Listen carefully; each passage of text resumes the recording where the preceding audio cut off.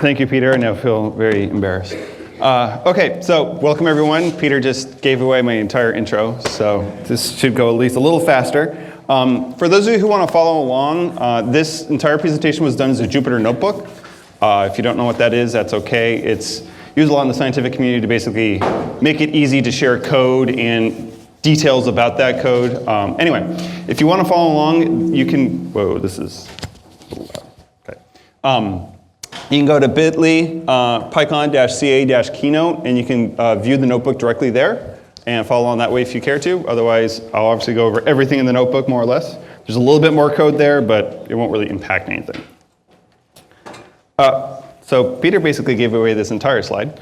So been a core developer on Python since 2003, actually a month after the first PyCon, at least the conference named PyCon. Blogs there, I'm on Google Plus mostly. You can reach me on Twitter, and I am on GitHub.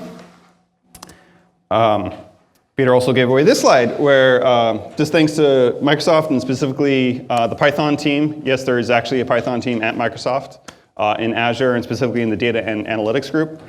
And as always, we're looking to hire. Our team, actually the Python team at Microsoft is hiring, so you can email us at pythonjobs@microsoft.com with your resume.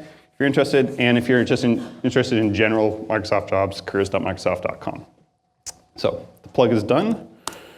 So what does this talk about? This is about interpreters. So you might call them virtual machines if you want. You might call them a implementation, although being technical, you don't have to make an implementation of Python be an interpreter, but it almost always is. I'm going to focus on all the interpreters that implement a modern version of Python. So at least Python 2.7 or Python 3.3. Unfortunately, that does cut out PyPy 3, but when I pulled Twitter, everyone said at least 3.3, so I'm trying not to be biased on that. I also require that any interpreter I talk about here can run the unified benchmark suite that you can find at hg.python.org. It's basically the more or less official benchmark suite we use to verify Python's not going to be slow for you. And I also require that it has to be on Windows, Linux, or OS 10 to basically guarantee everyone in this room can at least run something. So, just to go over a brief history of Python interpreters, because in case you don't know, it's actually surprisingly rich. So in 1989, Guido started implementing Python in December. Basically, it was his Christmas break project, I think. And he acted on that while working at CWI in the Netherlands on the Amoeba distributed operating system. Basically, because they were looking for a interpreted language that would not be as bad as Shell for programming stuff. Thank God he did Python, because it's a lot better than Shell. And then in 1991, Guido got around to actually releasing it publicly outside of CWI as version 0.9.0 onto the alt.sources Usenet group on February 20th. So, decent amount, a little over a year working on it. And then 1.0 was reached in 1994. So, not exactly the 18-month release cadence we have now, but hey, it was Guido by himself, so I gotta cut him some slack. And then in 1997, actually, so about what? 7 years later, we get our first alternative implementation of Python, Jython, which was implemented by Jim Hukkinen. So I think is rather impressive that only in 7 years, Python was at least admired enough by other people in the community to go, you know, I'm going to try to re-implement that entire complicated piece of software on my own in another language just because I want to. And Jim's name will come up later, and then you'll realize how crazy Jim actually is. So in 1998, the following year, Christian Chismer actually released Stackless version 1.0. For those of you who don't know, Stackless is a version of CPython that tries to do away with the C stack, so that scaling and concurrency is a lot easier to work with. If you're familiar with EVE Online from CPP Games, that entire server system runs on Stackless. A year after that, Barry Warsar released version 2 of Jython and rebranded it to the name you all now know as Drython. So less than a decade, and we've already gotten one alternative version that's already hit version 2 and a rename, And we have an alternative to CPython that allows it to have different concurrency properties. So once again, I'm really, there's a surprisingly rich history here that I think people just don't know about. That's just really surprising that Python's popularity was so high even in the first decade that actually led to all this. Starting in the last decade, in 2001, the Parrot April Fool's joke occurred. Now, if you don't know what that is, basically Larry Wall of Perl and Guido got together on April 1st of 2001 and announced that they were going to create a merged language called Parrot that was going to take the best of both languages. Obviously, that didn't happen. But it was actually pretty big. Like, O'Reilly got in on it and did blog posts about it. Both Larry blogged about it. Guido blogged about it. It was quite the elaborate April Fool's joke and kind of the start of Python having an April Fool's joke more or less every year. And then in 2003, Armin Rigo released Psycho. For those of you who don't know what Psycho was, it was basically, he basically called it the first JIT for Python. He kind of hacked on top of the interpreter loop of CPython, a really basic JIT, mainly for numeric calculations, to be able to speed things up that way. Although right after Armin did this, a discussion on the Python Germany mailing list led to the start of PyPy, the implementation of Python in Python, because they decided, oh yeah, wouldn't it be cool if someone wrote Python in Python? And enough people went, yeah, that'd be cool, that they actually went out and did it. Which, as we all know, has actually turned out to be a fruitful piece of work.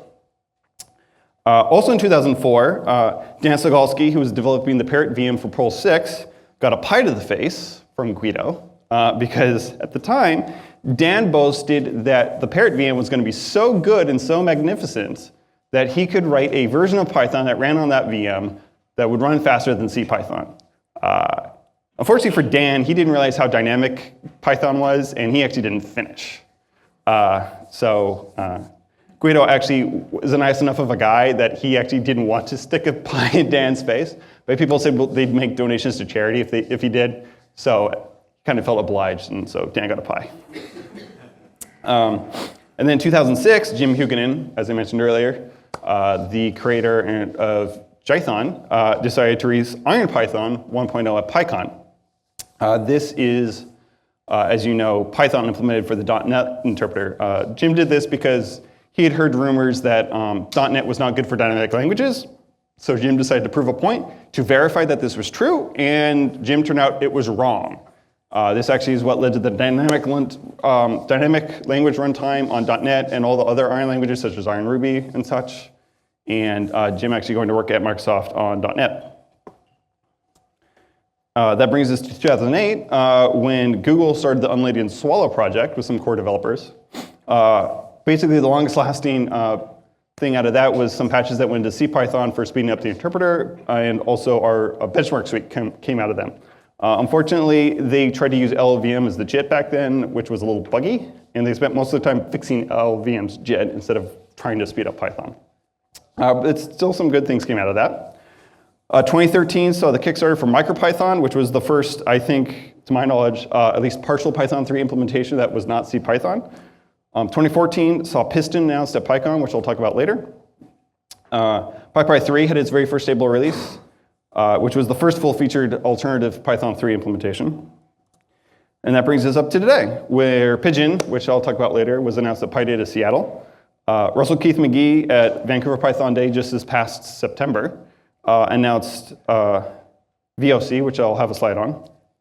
And then the most recent piece of information was it was announced that the BBC microbit, which is going to be given to every 7th grader in the UK, is going to be running Python using MicroPython. So every single 7th grader is going to be running Python 3 come next year. So my little personal plug. Yeah. If you're not on Python 3, get over there now because 7th graders are going to beat you to it. So I'm going to go through the 4 main interpreters that meet the requirements I laid out earlier, that they're stable and are running a current modern implementation. So CPython is the obvious one, being implemented in C, and the one you get at python.org. Obviously, has no problem working with C extensions, which I know can be a thing for some people and an issue. It's obviously available on all the major OSs plus some non-major ones. And is technically the most compatible just because it's implicitly the implementation. We do have a language reference, but we try not to be too pedantic about how we write that out. There's obviously also Drython, which is implemented in Java, and will run on any OS that can support JDK 7. Currently is up to version 2.7 now, so it was the last one to catch up, but it is there now, so everyone can now run 2.7 off of Jython. They do have some C extension compatibility using J and I, so you don't have to worry, even if you have a C extension, whether or not you can use Jython. And as mentioned in the timeline, it is the second oldest implementation of Python at this point. There's also PyPy, which is implemented in IronPython, which is basically a restricted subset of Python that allows them to run type inference across it. So it looks exactly like Python, it's just a little bit more verbose in some places. It has a myriad ways of supporting C extensions, the key one being CFFI. You can also use C types and something at a CERN I didn't know about called CPyy, or however you're supposed to pronounce that. Which also helps, which uses C++ and inflection to kind of add a API on top of C++. Historically, PyPy is considered the fastest implementation of Python, as long as you ignore its startup. Although they are working on it, that was one of the big things in the recent 4.0 release, thanks to the chasing JIT they've implemented and their hard work to always make PyPy a good compiler toolchain for any language that can be implemented using IronPython. Once again, it works on all three major OSs and supports both 2.7 and 3.2. And I think they're working on 3.3, although I believe they will happily take more donations to help make that move forward in a faster timeline. And the last one is IronPython, implemented in C#. You can use Ironclad, which came out of Resolver Systems for doing C implementations, C extensions. It works on any platform that supports .NET 3.5 and higher. It should also be mentioned .NET's now been open sourced by Microsoft, so you can actually run it on OS X or Linux. And it currently supports 2.7. So that's what you got now. Now the next question becomes, what's coming in the future? Once again, assuming everyone who gets to do this for a living keeps getting money for it and stay motivated to actually make it happen, because Python's hard to implement. But that's what makes it so great. So one of the potential future implementations of Python is Pigeon. I have to give a disclaimer, I do work on this part-time at Microsoft with Tino Wieland. This was basically something that came out of the language summit this past year at PyCon. Larry Hastings, the release manager for Python 3.4 and 3.5, said, what can we do to accelerate Python 3 adoption? And he said, speed. And then Dino went, oh, okay, speed. I know, I'll just try to add a JIT to CPython. Why not? Because Dino is like that. So he did, and at PyData Seattle, he went public with the work, and I'll share some numbers later on performance, but he's taken the core CLR JIT and added it to CPython as an experiment. And it's actually working off of Python 3.6. It's currently Windows only, but that's purely laziness and momentum on Dino on my part, because as I said, .NET works on all the other OSs. It's just us taking the time to port our build scripts from Visual Studio to CMake. Piston, which I mentioned earlier, was announced at the PyCon 2014 Language Summit. So currently there's now a trend. We'll see if this continues in 2016 with a new, faster version of Python being announced every year. This one's sponsored by Dropbox. It's using LLVM as its JIT. Now, if you may have noticed, I mentioned this for Unladen Swallow earlier, but LLVM's JIT has come a long way since 2008 and gotten a lot of bugs fixed and stuff. So it should not be a hindrance to Piston by relying on this. And they actually do JITting at two different levels. They actually do a tracing JIT at the bytecode level and then JIT at the code object level using LLVM. So that's an interesting take on this. Currently, they're targeting 2.7 on Ubuntu because that's what Dropbox needs for their servers. And they just did a 0.4 release where they said they were hitting 25% faster than CPython on their web server benchmarks, which is pretty good, it seems. There's also VOC, which was announced just this past September in Vancouver at Vancouver Python Day by Russell Keith McGee of the Django Software Foundation. This is actually a transpiler to Java, so technically not an interpreter, but I'm not going to split hairs. Basically, the idea is to transpile Python code to Java code, because then you can run it on Android. Because Russell really wants to get Python on mobile. You kind of have this taken care of on iOS because that's Objective-C, which is backwards compatible to C, which means you can compile CPython. But that doesn't work on Android where the world's Java, Java, Java. So Russell's trying to fix the Java, Java, Java problem by going Python, Python, Java. We'll see if he pulls it off. Hopefully he does. And then the last one is Skython. This was announced at the PyCon 2015 Language Summit. Someone actually did a clean implementation of Python in C without the Gill. It was supposed to be open sourced within the month after PyCon, and nothing's been heard of since. So I don't know what happened. The other problem is I believe the company that had done the work actually was acquired just before PyCon, so it's quite possible the acquisition, they decided, yeah, we're not going to open source it. So I'm still hoping something comes out of this just to see how it does, but it's kind of a maybe, maybe not. So all of you might not be able to switch your VMs for various reasons and go to different interpreters, but in those cases, you're not totally left out of the nice speed loop of the world. There are some options of ways to speed it up. If, for instance, you stick to CPython because you really need strict compatibility for C extensions, for instance. So one of them is Cython, which is basically a static compiler for Python code, which actually implements a superset of Python where you can actually transpile Python code to C code that basically just takes the Python code and makes it basically the exact same C code that would use the C API. So if you do import, it actually just compiles to PyImport module underneath the hood for the C code, for instance. It does have support for optimizations by tagging things as this is actually an int, this is actually a long, and other C types, so you can get some performance boosts. It's great for doing that. You can also use it as a wrapper around other C libraries that you need to interface with. This is very popular in the scientific community.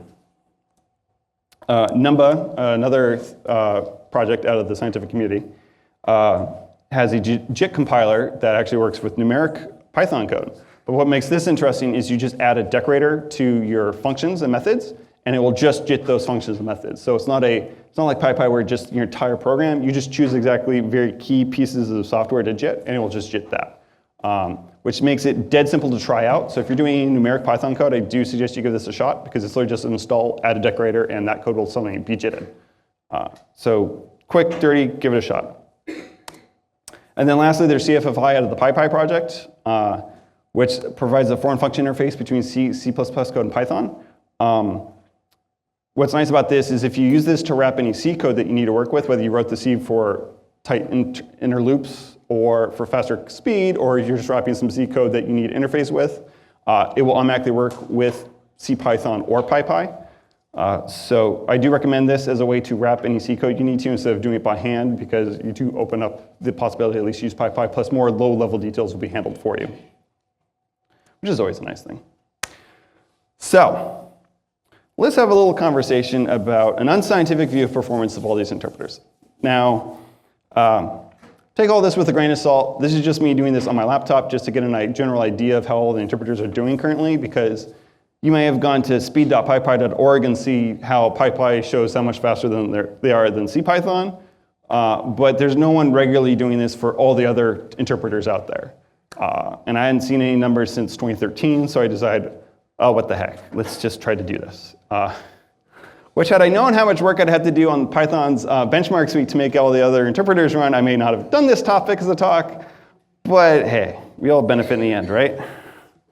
But anyway, so these numbers are not overly rigorous. I mean, they use the rigorous flag in the benchmark suite, so they're supposedly rigorous.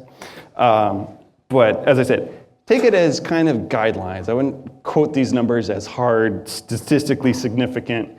You can rely on this and take Brett to court over these numbers kind of things. Yes, don't take me to court. So all this was done using the Grand Unified Benchmark Suite, which I said you can find at hg.python.org. It was run on this laptop, which is running Windows 10, 2.6 gigahertz, 8 gigs of RAM. I did use 64-bit interpreters where possible, which basically means everyone but PyPy, because PyPy does not have a 64-bit Windows interpreter. And one thing to understand about these numbers is they're all percentages based using CPython 2.7.10 as the baseline.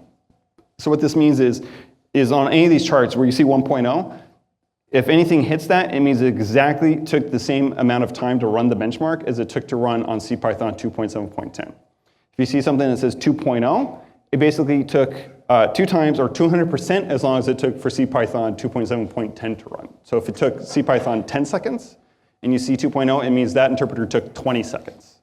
If you see something that says 0.5, it means it took half the amount of time. So if CPython took 10 seconds, at 0.5, it means that interpreter took 5 seconds. So smaller is better is the key thing here.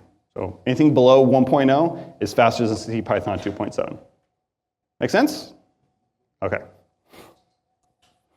So here are all the benchmarks that get run. There are 41 of them if you can run all of them. As you can see, they vary a lot. 2 to 3 is literally running 2 to 3 over 2 to 3 itself. So a lot of string manipulation. All the call benchmarks are calling methods. Chameleon is strings because that's templating. Case is numbers. As you can see, there's a lot of string stuff, a bunch of number stuff, some low-level stuff, benchmarking pickle, JSON usage, pathlib, ray tracing regular expressions, logging. There's a mix of various things. We try to make sure that we can kind of cover the bases. Now, here's a big plot that you probably can't read, but that's okay because it's just big and pretty and lots of colors. As I said, you can't read it, it's okay. But just to give you an idea of scale here, that's IronPython and that's Jython. That's CPython 3.5. This is CPython 3.5 with profile guided optimizations or POGO. That's PyPy 4 and that's actually Pigeon. So basically, as you can see, there are 2 benchmarks that are really, really slow. And then everything is okay after that. Anyway, I just thought it was pretty, so I'd show you. But as I said, don't try to read that. Okay, so I'm going to talk about each of the interpreters individually, and we'll look at the numbers, and then we'll decide exactly how we want to handle their performance and get a general comparison in the end. So for Drython, this is basically the command I had to run. There were some compatibility problems with the Chameleon benchmark, pathlib, tornado, and unpack sequence. Unpack sequence basically blew out Jython's limit on the number of method calls, I believe, in a single function. Chameleon, I don't remember off the top of my head what the problem was. Pathlib was basically a lacking Win version off of sys because Jython labels its platform as Java. And tornado, honestly, is a problem for almost everybody because apparently, according to Jeff Hardy from IronPython, they do some really funky things with sockets. So I don't hold it against anybody. Okay, so as I mentioned earlier, Drython has actually 2 really bad benchmarks. If you look, one's etree parse, which will become a theme. For some odd reason, that benchmark is horrible to a lot of people. And etree iter parse, which is another slightly thematic benchmark that sucks for a lot of people. So as you can see, 40 times slower for etree parse. But then if you look at that black line, which represents 1 and thus parity with CPython, almost all the other bars, at least at this scale, are practically the same. So to make this a little bit more readable, I decided to crop it, show this cropped at 2.0, which once again means 2 times the speed of CPython in terms of overall time to calculate. And this is what the benchmarks come out to. So there are definitely some things where Jython actually beats out CPython 2.7. And then obviously somewhere it doesn't. So it's kind of a mixed bag. But in general, it's not, I would say this is not horrendous. It's not, I would not claim that Jython is faster, but I think it's definitely within the realm of useful and totally acceptable and not really a problem. And just to mention, anywhere you don't see any benchmarks, those were the ones that had the compatibility problems. They're not so bloody fast that they beat out CPython 2.7 by a million amount. It'd be nice. Actually, there's one benchmark you'll see that's almost like that, but we'll cover that in a minute. Okay. So, To give you kind of an overview of performance where it's not broken down by benchmark, I decided to do a box plot with a scatter plot on top. For those of you who don't know what a box plot is, that black line, the lighter one in the box, that's the median, not the mean. So sort all the benchmarks by speed. That's right where 50% are above that line and 50% are below. Within that green box, the box to the top, that's the 25% that are faster or slower, closest to the median. And then the lines down to the horizontal bars are the edge 25%. So the 25 fastest and the 25% slowest, ignoring outliers based on what Pandas thinks is outliers and Matplotlib. And all the green dots are the exact individual benchmarks. So as you can see, it's kind of clustered a little above average, as you can see by the median, but it's not all above the line at all. So once again, I think this is fairly reasonable and totally within reason to consider. So that's Jython. So here's IronPython. There was compatibility problems with 2 to 3, Django, etree iterparse because it literally does not even implement iterparse, regex compile, and Tornado HTTP. Once again, as I said, apparently Tornado does magical things with sockets. And people who don't implement apparently sockets under C don't like it. So in this case, etree parse, as I said, is a theme, was over 60 times slower on IronPython than CPython 2.7. There's a couple other kind of outliers as well that are a little slow, but I don't know why it's 60 times, but as I said, etree parse pretty much across the board, it's just nasty.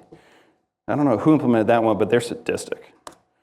But once again, cropped it 2 times, this is what the chart looks like. So there's a couple of benchmarks, as you can see, compared to Jython, where stuff definitely is faster, like the call methods, for instance, there's several that are more than 50% faster than CPython.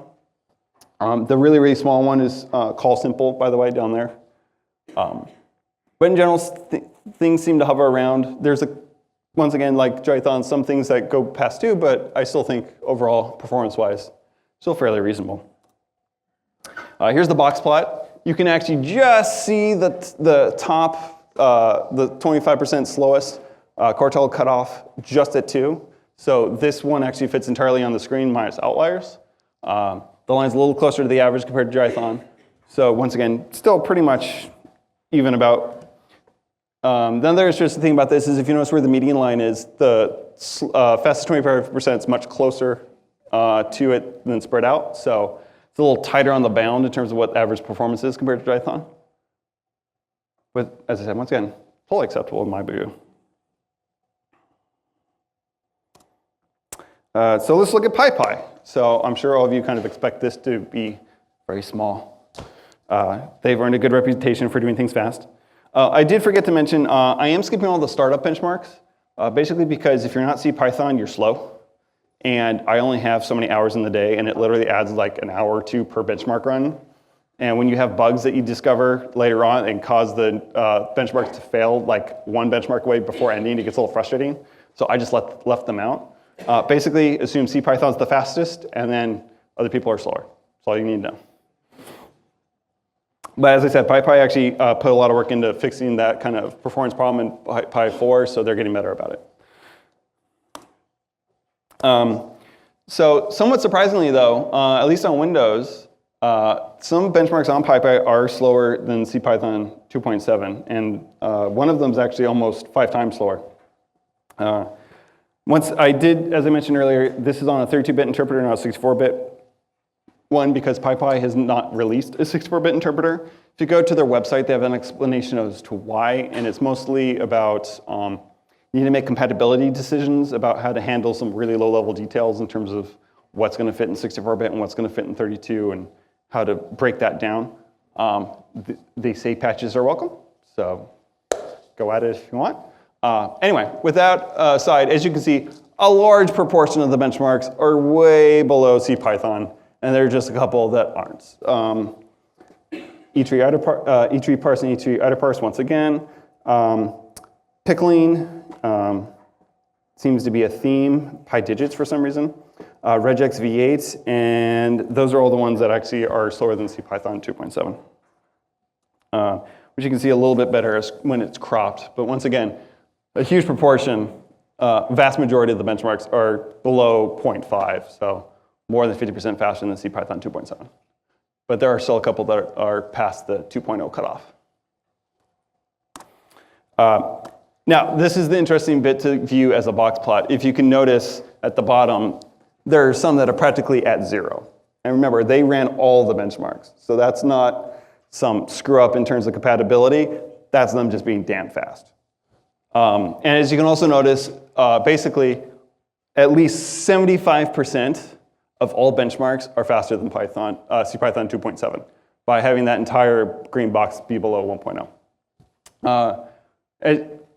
That being said, the slowest 25% do go off the 2.0 scale, but that's still impressive. So PyPy team still deserves a lot of respect for still doing very, very fast Python. Now, out of curiosity, having given a talk at PyCon 2013, I think, when 3.3 was being released, comparing CPython 2.7 versus CPython 3.5, I decided, why not? Let's see what the numbers look like comparing the two versions, because people always go speed, speed, speed. I occasionally get people going at me, oh, Python 3 is slower than 2 based on my benchmarks, et cetera, et cetera. So I wanted to make sure that I could do another comparison and be able to go, okay, maybe for you it's slower, but not everyone else necessarily agrees. So I wanted to be able to get rid of that kind of lingering whispers in the hallway that somehow 3 was slower than 2. So here are the comparisons. Thankfully, it's not too exciting, which basically means it's more or less equivalent. One thing I always like to preface with this is don't forget that this is Python 3, which means it's Unicode everywhere. There's no questions of it's compiled with UCS2 or UCS4, and if you don't know what that means, don't worry about it. But basically, much more compatible with the world, and it still basically is just as fast. So I'm, pardon my language, damned happy over these numbers. Once again, E3 outer parse for some odd reason is more than 2 times slower than CPython 2.7. As I said, it's a theme, I don't get it. Spectral norm is only the one that's kind of more than 1.5 times this amount of time, but otherwise it's pretty much level. What I will point out on this graph though is this one right here, telco, that's not a mistake. That's how much faster CPython 3 is than CPython 2. That is thanks to decimal, the decimal module being re-implemented in C for Python 3. I want to say it was Python 3.3, which you can admittedly get on PyPI, and I'm going to have an aside here. It is pronounced PyPI, not PP, not Pippy, not PyPy. It is PyPI, or if you're not going to say that, just call it the cheese shop. That would have been the original name, but people were worried about managers and with pointy hair being upset over that name. Choose one, I don't care, but it's PyPI or cheese shop. Okay, I'm done ranting. Once again, though, as you can see, the benchmarks are more or less even. Some are actually a decent amount faster, such as fast pickle or JSON load or pickle list. As I pointed out, Telco just completely blasts out 2.7 as the default install. But pretty darn even. And if you look at the box plot, it's very obviously really darn close. Like the median is almost exactly at 1.0. The box is tightly bound around 1.0. And the slowest and fastest 25% aren't that far. I mean, they're within 50% either way. So it's really, really not a huge performance difference between the two. So don't let anyone ever tell you that CPython is slower, Python 3 is slower than Python 2. They might be able to show some specific benchmarks, but as a general whole, they're basically the same. I'm going to pick this up a little bit because I've just been told by James that I have 10 minutes left, and I want to make sure there's plenty of time for questions. So as a quick little experiment, I decided to compile CPython 3.5 using profile guided optimizations, or called POGO, using the Python Benchmarks Week. If you don't know what POGO is, basically, you can compile an interpreter with some extra stuff built into the binary, run it through some code. It measures where stuff gets called a lot, and then the compiler puts a lot of extra effort into optimizing that code in a special way so that it can be faster based on that workload. Any of you can do this. Actually, Intel contributed some patches so that GCC and Clang now will default in the make file for CPython, both CPython 2.7 and CPython 3.5 to use the test suite. So if you do compile your own Python at work, I highly advise you do this. As you'll see, the numbers do support. This makes a difference. So if you notice, the numbers more or less look like Python 3.5, just down a bit. There's no scale problem on here. It goes straight below 2.0 for all the benchmarks.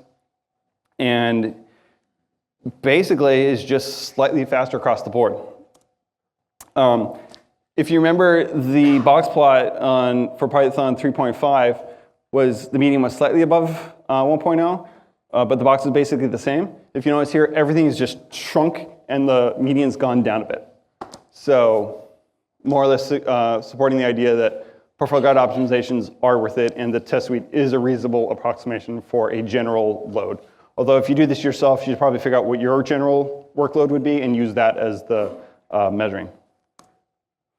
So just to give you a quick idea where things are actually slower on Pogo, those are the 6 benchmarks where they're actually slower. But as you can see, they're slower by 2%, 8%, I mean, 7%. Anything below 10%, I don't count because you can change that with compiler flags, no problem with CPython. Basically, Pickle Dick, for some odd reason, is the only one, and regex V8. But considering across the board, so much stuff is so much faster. Like Go is 0.22 lower. Each your parse is 0.37 faster compared to CPython 3. It's totally worth it. So once again, if you compile your own Python, do consider using a Pogo build. You automatically get one, by the way, from Ubuntu that's run against the test suite. If you want it on Windows, you have to convince Steve Dower. I also quickly, because I work on this project and I was curious, decided to try to run this on Pigeon. As I mentioned earlier, this is the project I work on part-time where we're trying to add support for a JIT directly into CPython. We have some bugs. Admittedly, this is why there's no alpha out there at all. This is just straight out of our GitHub repo. 2 to 3 hit a bug, which seems to be the same bug as Chameleon v2. And I don't know why Tornado hangs, but it does. But once again, it's a nasty benchmark, so I'm not going to sweat anything over that tonight. In general, some of the things are faster, some of the things are slower. But the key thing for us, at least, was we were able to add a JIT that doesn't do anything really fancy at all, and we didn't suck. So we hold out hope that when we actually put in some effort to do some things that are a little more optimal and a little more special cased and really go at it, we'll be able to get the numbers down and get things performing better. Now, I mean, really the big goal here is to use this as an experiment to get the patches we've added on top of CPython pushed upstream so that basically you can plug a JIT into CPython as like an import and literally just instantly get a JIT. So this is basically a proof of concept for that. Trying to get it down, once again, some things are faster, some things are slower. It's kind of just flat across the board. And if you compare the boxplot, it more or less looks like what CPython 3.5 was, which makes sense since we're running on top of 3.6. So, and this is 3.6 like a month before 3.5 came out. So it's not like there's crazy optimizations or anything. So, as I said, it doesn't suck. That's good. We're going to continue to hack on this, and hopefully we'll get it so that the performance looks good enough that we can convince Python dev to actually take our patches, and we can maybe hopefully get it so you can just plug any JIT in that implements the right API. So to wrap things up, I'm going to give you a quick overview of the benchmarks I did in a couple ways. So I'm going to show you all the benchmarks side by side so you can have a better idea of kind of just viewing them all across the board. So this is all of them. So starting left to right, that is CPython 3.5, CPython 3.5 with Pogo, IronPython, Drython, PyPy, and Pigeon. As I said, all of them perform admirably, honestly, in my opinion, considering that they're not the version of Python that is literally used to implement the language. PyPy obviously does the best by a lot. CPython is basically par across. Pigeon's maybe a little slower overall than CPython. IronPython and Jython are kind of a mixed bag, but still not that far off. And once again, I think totally admirable in terms of pulling this off, because having worked on Python now for, what did we say, 12 years? I think we said 12 years. We'll go with 12 years. It's hard to implement this language. We all love it because it can let you do so much. And because it can do so much, it's just hard to get all the little details right. Once again, Dan Sogalski couldn't pull it off in time for a reason. So it's impressive that we have any alternative implementations, let alone 3 alternatives on top of CPython that are completely legitimate, and other people working on other ones hard to actually bring those forward. So I think it's all very impressive. Now, to give you another kind of overview in another way, I saw this idea from PyPy. I calculated the geometric mean, which is basically you square all the numbers, add them together, add or multiply. I can't remember off the top of my head right now. Some mathematician will correct me later. It's add or multiply, and you take the square root. Look it up on Wikipedia. Anyway, the idea is it's better than taking the mean because it smooths out differences a lot better. So if you look at the geometric mean, this is how the benchmarks fall out. So actually, in terms of taking a full average, CPython 3.5, no matter how you compile it's faster. PyPy is a heck of a lot faster, and actually Pigeon actually turns out to be faster, which was kind of a nice surprise. So I was happy that day. IronPython and Drython are a little slower. If you can't quite read that, IronPython is a little above 1.4, and Drython is almost exactly at 1.4. So 40% slower, which is honestly, I think still, as I said, fairly admirable considering. And just as final remarks here, as I've said, I'm personally rather impressed with how well our ecosystem and our community has done, offering alternatives to CPython in various languages to meet people's needs, to be faster, et cetera, et cetera. I think it honestly shows how much this community cares about Python as a whole, which I find humbling. As I said, do consider how hard it is to implement this language. I have a hell of a time doing it. And anyone who can come anywhere close to CPython's performance definitely deserves admiration and a round of applause. And it should also be mentioned, every interpreter here is open source. So you can definitely, if you use one of them, you don't love the performance, you can definitely go to their open source repo and help them fix them. I've not shared these numbers with them quite yet because I was working on this literally till Thursday and I was flying all day yesterday. So they're going to find out soon. But if this has motivated you all, please help. And that is it. So I will now happily take questions.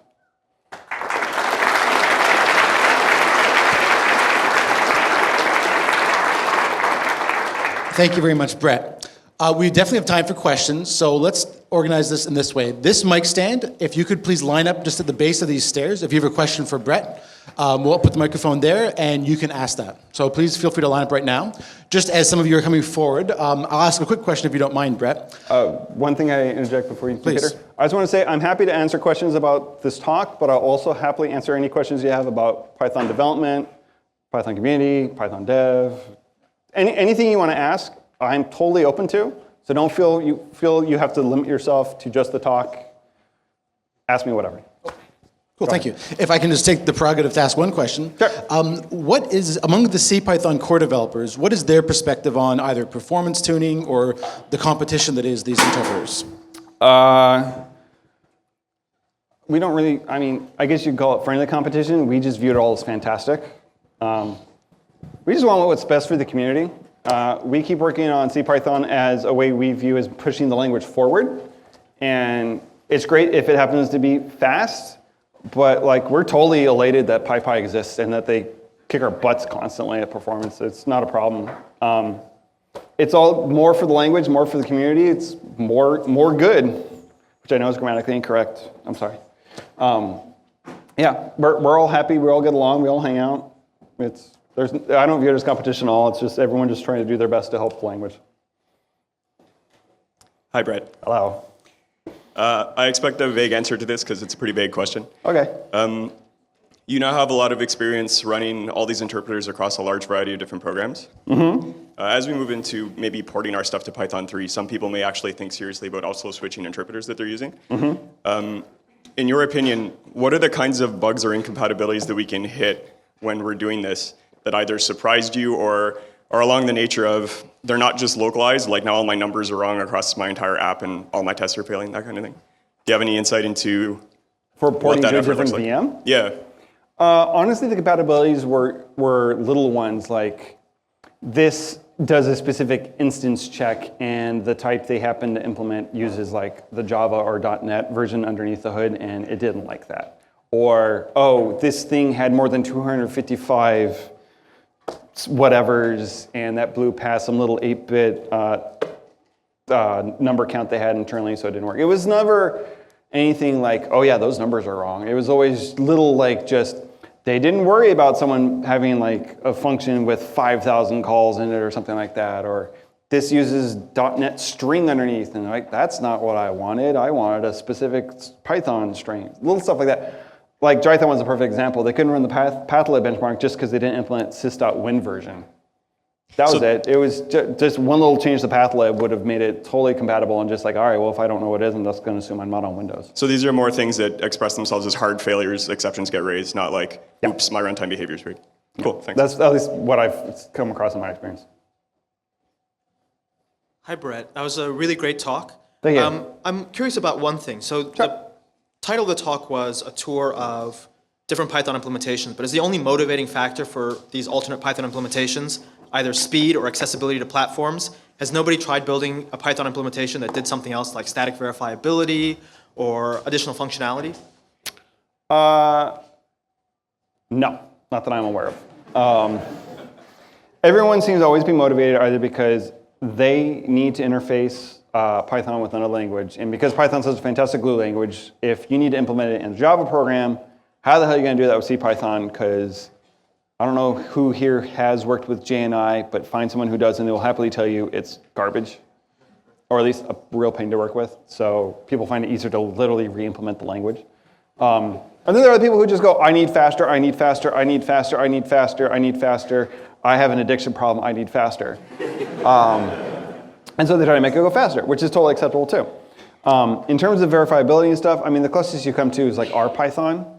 Or Cython, for instance, which is the closest kind of supersets of Python that you could say were done for different reasons. I mean, once again, though, Cython was done for performance. And IronPython was actually, once again, done for performance. Usually for that kind of thing, we try to see if we can push it into the language. So like type hints, right, that were added into Python 3.5. That was just added to the language itself instead of doing a special VM in order to add the ability to do offline actual type verification for arguments to make sure you're not going to suddenly throw an exception while you're running your code because you were expecting a string and you actually got an int. So we just have not had that kind of instance because usually people just come to Python dev, the core dev team, and just say, hey, I have this idea, and we just try to get into the language itself instead of trying to push it onto VM specifically. So I had one more very quick question. Do you have benchmark numbers for the element tree tests where you just swap out element tree with C element tree? Because that seems to be... So actually all those benchmarks are with C element tree. Okay, because that seems to be the more realistic test for... They actually all default to using C element tree, and if it's not available, then it moves to element tree. And I added that change because I believe it was IronPython does not have a fake C element tree to import. So I actually verified that, yeah, they all default to C element tree if it's available. Okay, thank you. Yes, I wanted to clarify, or looking for clarification about the E-tree parsing. I assume it's XML parsing, and it's parsing, put everything in memory. Yep. So the size of the data that you're dealing with has an effect on performance or not? I did not look at those numbers specifically. You can actually do memory tracking on Linux. As I said, I ran these on Windows on my laptop, so I didn't have that available to me, but you could easily check out the benchmark tweak and run them yourselves. And there's actually a flag to the benchmark runner that will actually track memory, and you can actually see what the memory difference is. And you could actually verify that. It's possible that it is. I don't know off the top of my head how big the XML file is that's being parsed, and if it really would come to that versus just how long it takes to parse. So yeah, it's totally possible. It's hypothetically possible. I just can't tell you personally whether it's done or not, and it would not be hard to verify. Can you say that, I mean, the temptation is to conclude that if you want to parse XML, you need to stick with the regular CPython interpreter. Well, I would say or that's other true if things. you want to use element tree, right? I wouldn't make a generalization to the extent of XML, period. I would just say, at least for this instance on elementary, for some odd reason, a lot of people just don't handle it well. Now, that's also being said that CPython's probably implemented the heck out of element tree for various reasons. And just because these are relative numbers, if you look at the absolute numbers, the numbers aren't like 1 minute versus 5 minutes. It's like 0.2 versus 0.7. I mean, it's still within the realm of like, you could probably kind of go, I don't care. So in terms of absolute terms, I wouldn't definitely not make the generalization that element tree is too slow, nor would I make the generalization that XML overall, no matter what package you use, is always going to be better on CPython 2.7. Okay. Just a bit of context. Sorry, a question about the PyPy numbers. Sure. So my middle brow, like back of the room interpretation is like a 32-bit interpreter. The pointers are half as big as 64-bit interpreter. Yeah. Everything fits in cache is better. Have you tried were you tempted to try a 32-bit build of Python 2.7 as a benchmark, and you think the numbers would change? No, I was not tempted, and it's quite possible they'll change. I don't know. I'm of the opinion that just go 64-bit, just because that means integers will be larger and everything will just, there's less issue across the board because things are typically internally like typed to S size T, so it means your list can now be larger and your tuples can be larger and everything else can just be bigger, not just memory address space. So yeah, it's totally possible that the numbers will work out differently. Obviously, compilers also started to optimize 64-bit pretty well, so it's possible, but no, I was never honestly tempted. Cheers. Hi. Hello. I was wondering if any of the benchmark suite incorporated multi-threaded benchmarks. Not that I can remember off the top of my head. And I was wondering if you wanted to comment on the impact of the Gill on multi-threaded performance in Python. Oh, the Gill. The question was, do you want to answer this question? Yeah, no, I'll happily talk about it. The Gill, okay. The Gill is an interesting kind of bugaboo in the Python world. Everyone uses it as, oh my God, it's horrible, it's killing performance, blah, blah, blah. Let's go switch to Go because they have these magical Go routines, whatever. For those of you who have actually seen it, Ben Bangart from Mozilla, who actually used to, who helped, I can't remember the name of his project before it joined the Pyramid project, but he used to do a lot of web stuff in the Python community, and then he went to Mozilla, and then they had him start using Go for server stuff, which is fine. He discovered how hard it is to do testing in Go, and I will personally attest to testing in Go is very verbose and somewhat tiresome. Not to say Go is not a decent language, it is. I still love Python more, though. I am biased, obviously. But Ben then decided one day, you know what, let's see what would happen is if we re-implement this entire server using Python 2.7 and twisted, okay? Nothing fancy, something we're all totally aware of. And it performed better than Go by a lot, okay? And that's CPython with a Gill, and it is for a major server that happens to have to support a ton of concurrent connections. Because Twisted just does the right thing, and they actually got better memory performance out of CPython straight, and they actually then tried, and they said basically, for this server at Mozilla, which gets hit by thousands of people every second, no problem with CPython. We switch to PyPy, and we have a bazillion amount of room, and we'll never hit our top. So PyPy and Twisted totally worked for them. And that's with a Gill. I mean, PyPy has a Gill. People just don't really know about it. It's not really an issue. And another thing is for instance, Python 3.5, with async and await and concurrency, that's single-threaded even, and it's still not a problem. It's just all about how you structure your code. I mean, the Gill only is a problem if you write threaded code that is CPU bound, period. If you write anything that's IO bound, or you use sub-processes for CPU, anything like that, it's not a problem. It's just a thing that makes implementing Python easier. Now, that being said, there are people working on ways to kind of deal with the Gill, because this is a question we get constantly, and not to pick on you, it's just what people ask in the community, which is fine. But there are people working on trying to get like sub-interpreters, so you can get single process sub-interpreters, so you can do message passing between interpreters that share a process, and people looking to maybe try to add hardware test and set for increments and decrements for objects to try to say we don't need the Gill, we'll do like per object lock instead of a global one. So people are looking at it to see if it's really necessary, but I think it's something people worry about way too much and really typically does not bite most people. And there are so many other ways to work around it, even if you do hit up, that I just don't think it's something to really, that normal person needs to stare at. And if you hit it, there are so many options to work around it. I just don't view it as a top level critical, we must stop everything we're doing in Python and get rid of the Gill. I'm totally happy to try to get rid of it long term, but I don't personally view it as we need to get this out for 3.6 or we don't launch 3.6. So, it's a thing. Would you please join me in thanking Brett for his talk?